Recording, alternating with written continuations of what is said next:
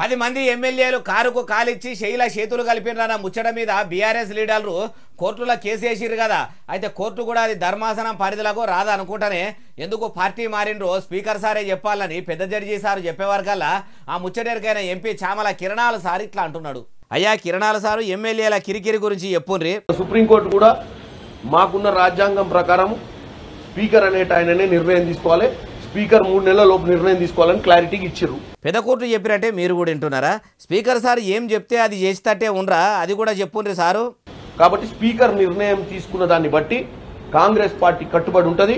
కట్టుబడి ఉంటామంటారు, కథ నడిపిస్తామంటారు. ఒకవేళ నియ్యదుగా ఆలోచించి స్పీకర్ సారు నిజంగానే 10 మంది ఎమ్మెల్యేలు పార్టీ మారినరు, వాళ్ళు ఎమ్మెల్యేలుగా పనికి రారు అని పక్కకు పెడితే అప్పుడేం చేస్తారు సారు?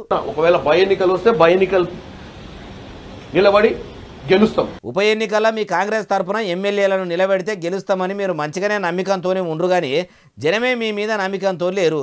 మీరు ఎప్పుడు దొరుకుతారా అని పిట్టకు పెట్టుకొని ఎదురు చూసినట్టు ఎదురు చూస్తుర్రు. ఎందుకంటే మీరు గెలిచిన 100 దినాలనే 6 గ్యారెంటీలు అమలు చేస్తామని చేయలేకపోయినరు.